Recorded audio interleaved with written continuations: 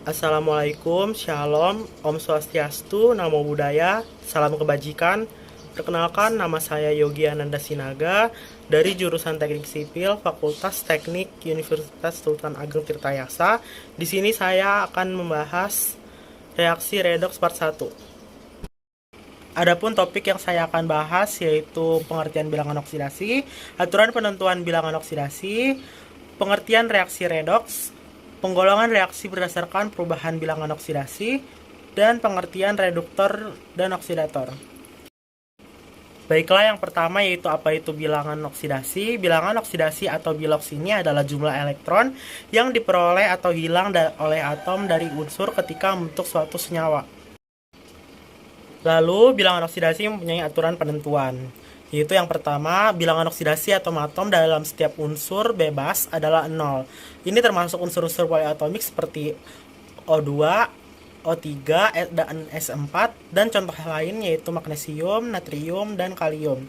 Dan yang kedua yaitu bilangan oksidasi suatu unsur dalam ion sederhana atau monoatomik sama dengan muatan pada ion tersebut. Contohnya itu Na+, natrium yang memiliki bilangan oksidasi plus 1. Dan yang ketiga yaitu jumlah bilangan oksidasi semua atom dalam suatu senyawa adalah 0. Contoh H2SO4 yaitu 2H plus SO4 2-. Ini sama-sama memiliki penjumlahan yaitu penjumlahan bilangan oksidasi dengan H plus memiliki bilangan oksidasi plus 1, jika dikali 2 menjadi 2, lalu dikurang dengan muatan dari SO4 2-, yaitu min 2. 2 dikurang 2 sama dengan 0, karena H2SO4 ini tidak mempunyai muatan.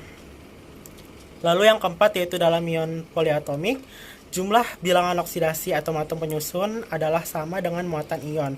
Contohnya SO4 2-. Maka jumlah bilangan oksidasinya itu bilangan oksidasi S ditambah 4 kali bilangan oksidasi oksigen, itu sama dengan min 2. Lalu yang kelima yaitu fluor. Fluor memiliki bilangan oksidasi min 1 dalam senyawanya.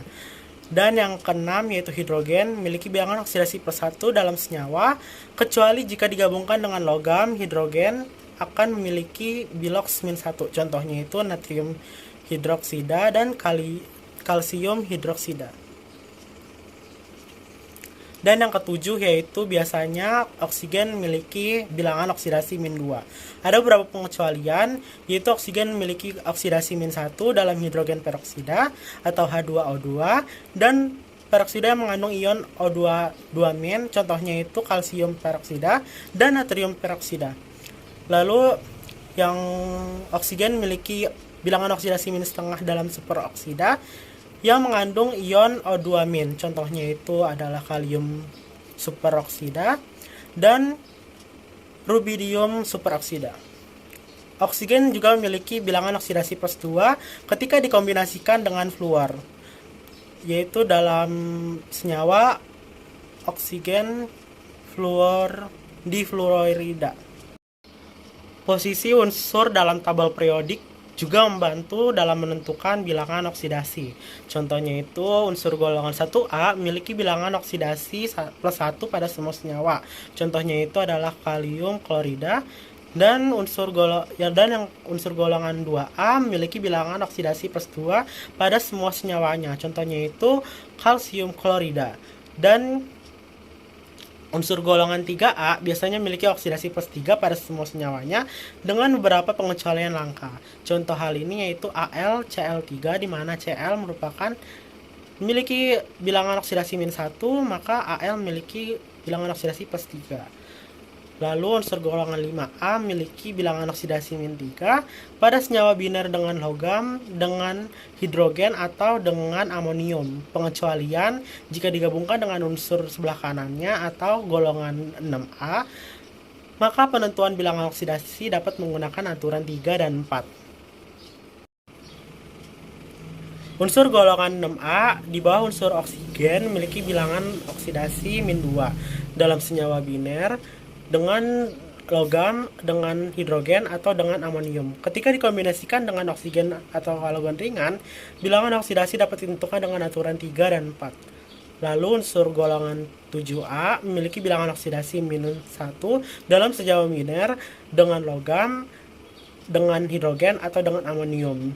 Ketika elemen-elemen ini kecuali fluor dikombinasikan dengan oksigen atau halogen ringan, bilangan oksidasi dapat ditentukan dengan aturan 3 dan 4.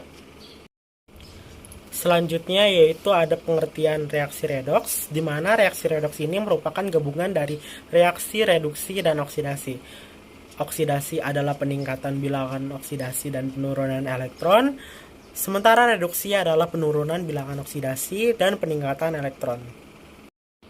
Selanjutnya yaitu penggolongan reaksi berdasarkan perubahan bilangan oksidasi. Ini terbagi menjadi 4, yaitu yang pertama reaksi bukan redoks, di mana merupakan reaksi bilangan oksidasi setiap unsur tidak berubah. Contohnya itu seperti di bawah, di mana kalsium, hidrogen, dan oksigen, dan klorida itu tidak mengalami perubahan bilangan oksidasi. Lalu yang kedua yaitu reaksi redoks, di mana pada reaksi ini terjadi peningkatan atau penurunan bilangan oksidasi. Contohnya itu besi yang mengalami oksidasi ketika dicampurkan dengan asam sulfat, dan hidrogen pada asam sulfat mengalami reduksi. Lalu yang ketiga yaitu reaksi autoredoks atau disproporsional, di mana pada reaksi ini yang bertindak sebagai oksidator dan reduktor merupakan zat yang sama. Contohnya itu oksidator dan reduktornya pada hal ini yaitu zat iodin. Lalu reaksi konproporsional, pada reaksi ini yang bertindak sebagai hasil oksidasi maupun reduksi adalah zat yang sama. Contohnya ini adalah si zat HCl atau asam klorida. Lalu pengertian reduktor dan oksidator, di mana reduktor adalah zat yang mengalami oksidasi, sementara oksidator adalah zat yang mengalami reduksi. Contohnya itu bisa dilihat yaitu magnesium mengalami oksidasi sehingga dia disebut sebagai reduktor, dan asam klorida mengalami reduksi sehingga dia disebut dengan oksidator. Sekian presentasi dari saya, kurang lebihnya mohon maaf. Terima kasih atas perhatiannya.